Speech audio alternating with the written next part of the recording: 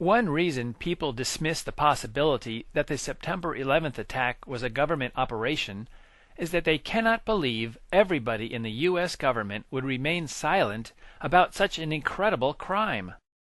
A woman named Kay Griggs, the second wife of Marine Corps Colonel George Griggs, can help us understand why everybody is silent.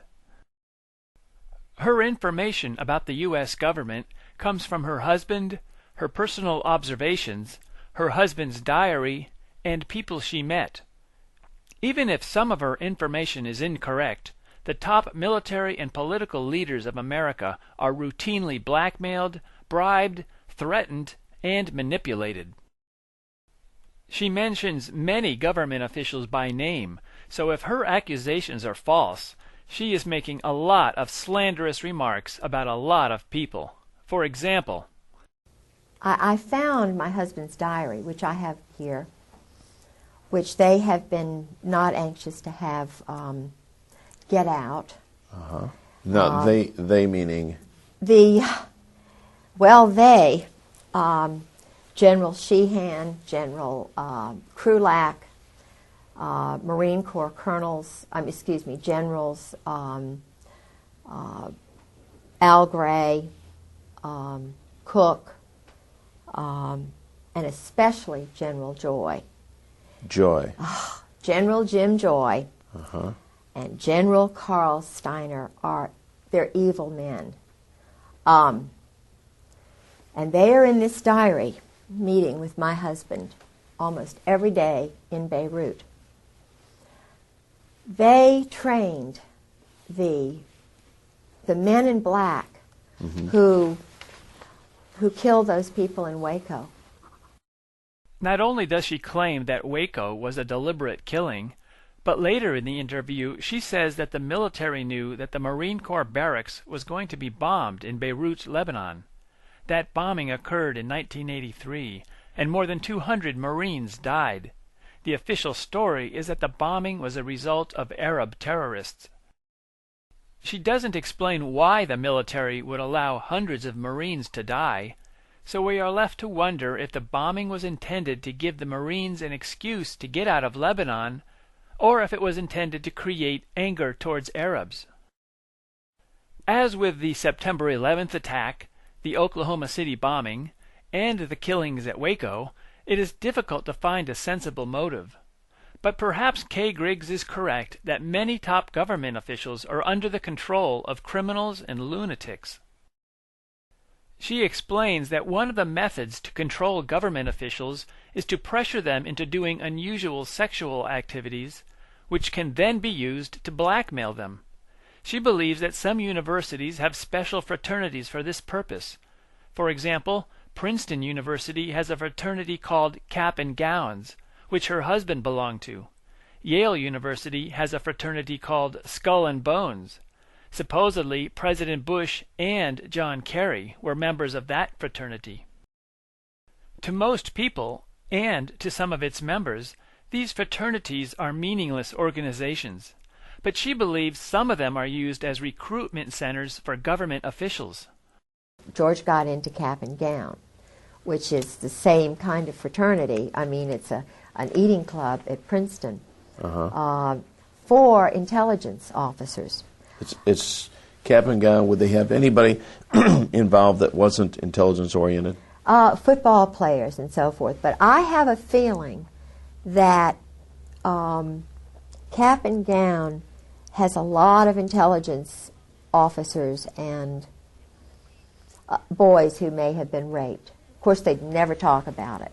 Right. But I know that the initiation is, they get very drunk, and even in the Marine Corps they do that. It's called dining in. They have the shellback ceremony. They do a lot of homosexual enticement. The boys are, when they come in, when they're new recruits, they strip them nude, they violate their personal parts. There's a lot of that is going on. What about even now? Tailhook? Yeah. Is there a connection?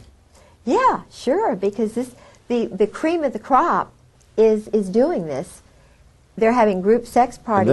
that was a Navy operation too, wasn't it? Yeah. She points out that tailhook has a double meaning.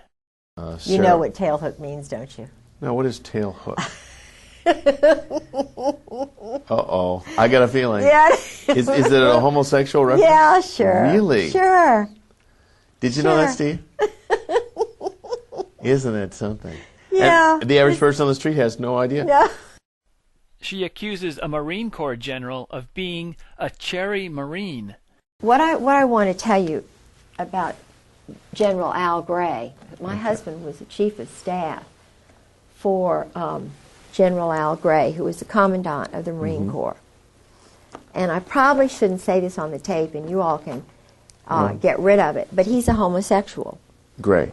Gray. Okay. He's what they call a cherry Marine. She then describes the initiation ceremonies in more detail and noticed that her husband is one of the sources of this information. I mean, if this really got out, that these guys are all inducted because they've got some kind of homosexual thing on them. Indoctrination. I mean, or induction. They have to do that. Yeah. They do that. Yeah. Even in if a coffin. And it's even now coming into the military totally. The chiefs do that. They put them in the coffin. They do the bowling ball trick. Okay, you're going to explain this. What happens when you get in the coffin? Why do you get in a coffin? Oh, they get, when you get your eagles, that's a German thing. Okay. You know, it's what the German high command did, and most of them, you know, had the boyfriends and stuff, the Krupps and all of that. It is a German thing that they say goes back to Greece, and it's all the male Marine-looking men that they do it with. See? So now the chiefs have to do that. What they do is George said it's like a zoo. They get everybody really drunk, and they sometimes call it dining in. Shellback is another time that they do it. Not everybody does it, but the ones who do it, if they're young, they get right up to the top. It's a... Okay, well, what actually do they do?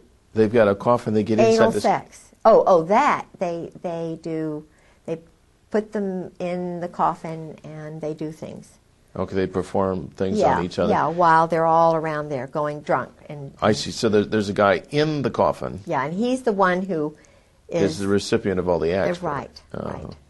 Yeah. Probably safe to conclude these are oral sex acts on this guy or something like that. Okay. Yeah, oral and anal, whatever. Yeah. But what's the significance of the coffin? I don't know.